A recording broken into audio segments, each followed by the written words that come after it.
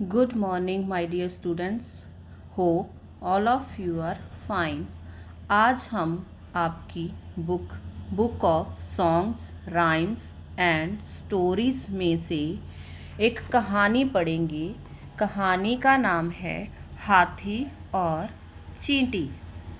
सभी ध्यान से सुनना। एक छोटी सी चींटी थी। उसका नाम था चिंकी। चींटी का नाम था चिंकी। चिंकी रोज सवेरे उठती और अपना खाना ढूंढने के लिए जंगल में चली जाती।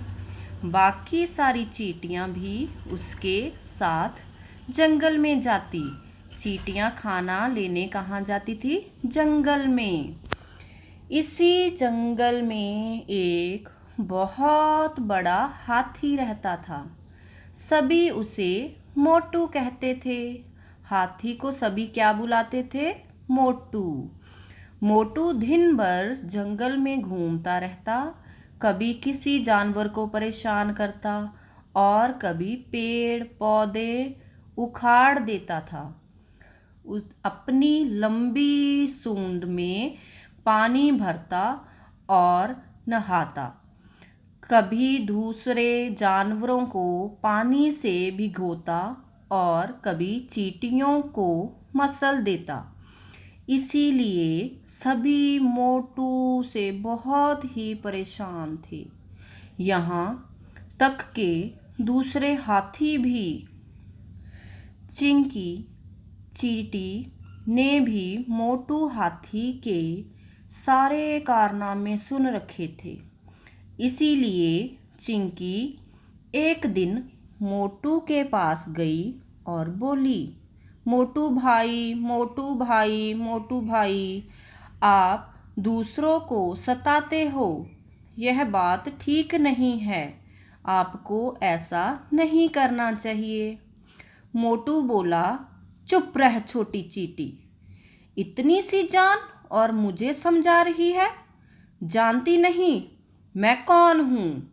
मैं तुम्हें भी मार सकता हूँ। चल भाग यहाँ से। चींटी बोली, तुम्हारी दादागिरी नहीं चलेगी। अभी मैं शेर जी के पास जाऊंगी। चींटी ने क्या कहा? मैं शेर जी के पास जाऊंगी। हाथी हंसकर बोला, हा हा हा हा, शेर से क्या कहेगी? वो तो मेरे दम पर ही जंगल का राजा है। चींटी बेचारी चुप हो गई और घास में जाकर छिप गई। हाथी इधर उधर घूम रहा था। चींटी चुपके से हाथी की सूंड में घुस गई। चींटी कहाँ घुस गई जाकर? हाथी की सूंड में। हाथी मजे में चल रहा था। चींटी सूंड के अंदर घूमती गई, घुसती गई। अब चींटी ने हाथी को काटना शुरू कर दिया।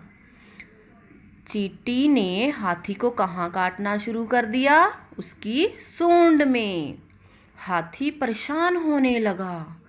उसने अपनी सूंड जोर जोर से पटकी, फुक फुक मारी, मगर कोई जुगत काम नहीं आई।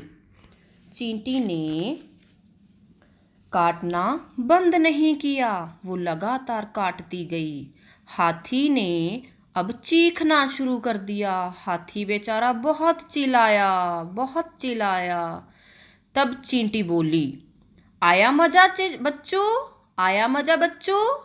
अब क्यों रोते हो? आई नानी याद?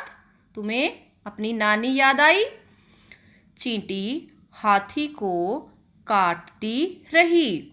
हाथी गिर पड़ा और बोला, चींटी रानी, चींटी रानी, चींटी रानी, माफ करो, माफ करो, माफ करो। हाथी क्या बोला? चींटी रानी, माफ करो, माफ करो। अब किसी को नहीं सताऊंगा, किसी को छोटा नहीं समझूंगा। चींटी ने सोचा, हाथी को अब अकल आ गई है। चींटी सूंड से बाहर निकल आई और बोली, हाथी दादा, जमाना बदल गया है। हाथी ने सूंड उठाकर हामी भरी और अपने घर की ओर चल दिया। अब मैं, मेरे प्यारे विद्यार्थियों, आपसे इस कविता कहानी से जुड़े कुछ प्रश्न पूछूंगी। मेरे साथ आप भी उसका उत्तर देना। हाथी का नाम क्या था? हाथी का नाम क्या था? हाथी का नाम मोटू था। हाथी का नाम क्या था? मोटू। हाथी की सूंड कैसी थी? हाथी की सूंड कैसी थी? हाथी की सूंड लंबी थी। हाथी की सूंड लंबी थी। चींटी ने हाथी से क्या कहा? चींटी ने हाथी से क्या कहा? आप दूसरों को क्यों सताते हो? क्या कहा था चींटी ने? आप दूसरों को क्यों सताते हो? चींटी कहाँ घुस गई? चींटी कहाँ घुस गई? चींटी हाथी की सूंड में घुस गई। कहाँ घुसी थी? हाथी की सूंड में। आखिर में हाथी ने चींटी से क्या कहा?